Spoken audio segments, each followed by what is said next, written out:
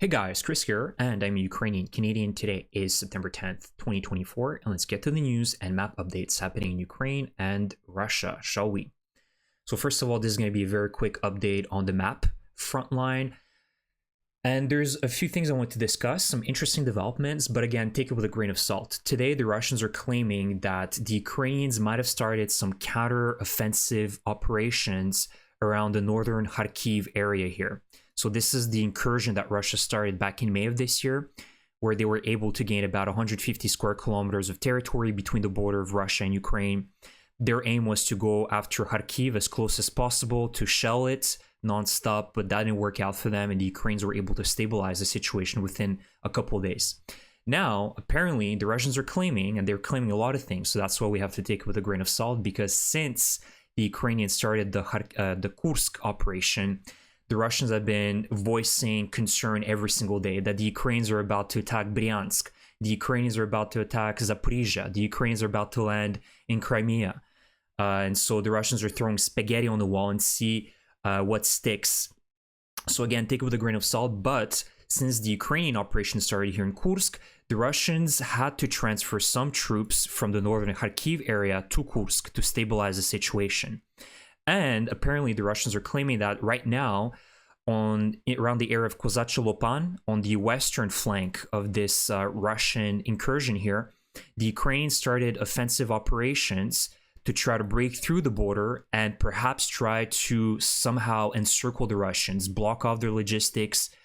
So again, it remains to be seen if that is the case or it's just another panic mode activated by the Russian Voyenkors Telegram channels. So we'll see what happens. Additionally, because the Russians have transferred some of their troops from northern Kharkiv and other areas in Donbass to Kursk, apparently they're also claiming that they've started or will start soon a counterattack in Kursk. So in the next couple of days, we will likely see far more activity on the Russian side in this front line. But it's definitely not going to be a couple days, right? We know that the Ukrainians are very well entrenched. They have a very serious presence here, and they continue also pushing on the western side of Kursk here at the Glushkovo district, since they have completely cut off this area with all the bridges destroyed. The same river is basically, they cannot cross the same river, and all the bridges are destroyed. The only thing that Russia can do is build pontoon bridges, which the Ukrainians can easily destroy with FPV drones. So overall, that's the situation for today. Some interesting developments, and let me know in the comment section if you just think this is some small incursion, a diversion by the Ukrainians. It's not really going to be a big deal. It's possible, highly possible. Now, let's go back to the slides because there's a few things I want to discuss, some other important news for today, and this could be pretty major if it's true. Something that we've been hoping and expecting for a very long time.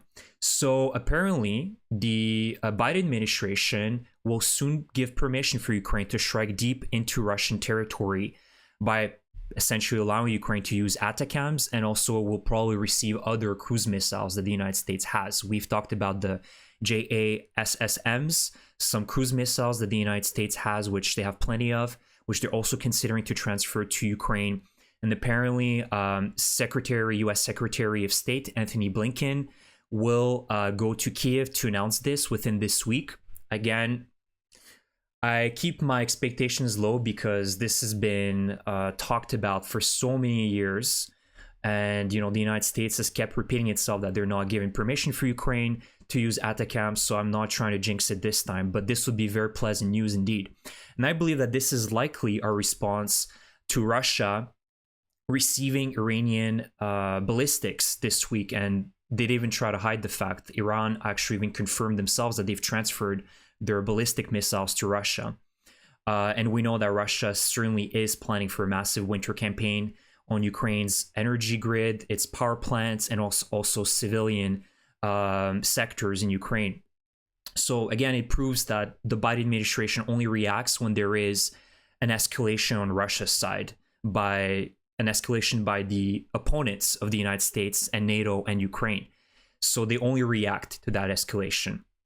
And I wouldn't be surprised if even Ukraine was given permission to utilize them, they would be limited on the type of targets they could strike. We remember that a few weeks ago, Ukraine flew to Washington to pressure the Biden administration to permit Ukraine to use the ballistic missiles, the American ballistics, on Russia. And they were to provide them with a list of potential targets that Ukraine could use them on. And so I believe that this will probably be that the Ukrainians will only be given permission to utilize these ballistics on certain military airfields, bases, ammunition depots, but nothing else. It's not like it's going to be a full green light for Ukraine to use them as they wish. And so I only believe it once we'll start seeing the American missiles actually flying into Russia and getting proof that these are indeed ATACMS and other long-range American weapons that Ukraine is using against Russia. Otherwise, it's just another, actions do speak louder than words in this situation. Now, another interesting and very good positive development is that Ukraine overnight struck Moscow in one of the largest UAV attacks by Ukraine on Moscow, which is really significant. So you can see that Ukraine targeted some very specific. I don't believe Ukraine was trying to target and scare away the Russian population, although that definitely does play an important factor of reminding the Russians that, especially in the capital of Russia, that the war is close and Ukraine can easily attack Moscow if it wanted constantly, right? And that's the case.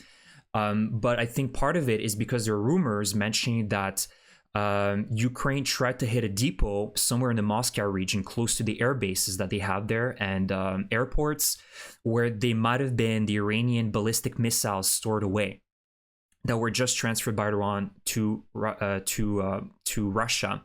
And so allegedly the Ukrainians knew about it and they were trying to strike it. The result is unknown. Some Russian Telegram channels are saying that they might have been successful, but we don't have any confirmation or videos. So again, we don't know for sure. And could it be that Ukraine received good intel from Israel? We know that Israel did say that they would be helping Ukraine if Iran would be escalating by transferring and sharing weaponry with Russia. So could this also be Israeli intel that was given to Ukraine in advance so they could plan out a UAV attack, drone attack on Moscow when the Iranian missiles were there? It would be very interesting.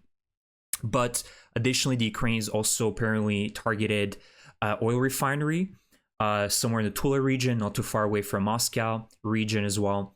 And as always, the Russians claimed that the drone wreckage which fell caused damage. So apparently the refineries are good interceptors of drones, which is fantastic news for us. But overall, it's a very good campaign by the Ukrainians. I hope they can continue doing so. And imagine what Ukraine will be able to do, because these, based on the videos, were just the basic UAVs that we've been seeing the last 2 years, right? Those very heavy, slow, kind of Shahed type of drones that Ukraine is also utilizing. But imagine what will happen when Ukraine will be able to use the Palyanitsas in massive quantities, much faster jet-powered UAVs that can really, really make a difference. It will be much harder for the Russians to intercept with their own air defenses. So I cannot wait to see the Palyanitsas in action in the next couple months. Hopefully, fingers crossed, we'll get some action by the end of this year. So yeah, that's the video for today, guys. You guys can let me know what you think about the situation in Belgorod with Russia receiving Iranian ballistics, and most importantly, tonight will be the Harris versus Trump debate.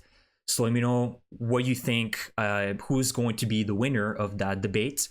You can write down in the comment section. So with all that, thank you so much for your support, and I will see you guys in the next video. Slava Ukraini!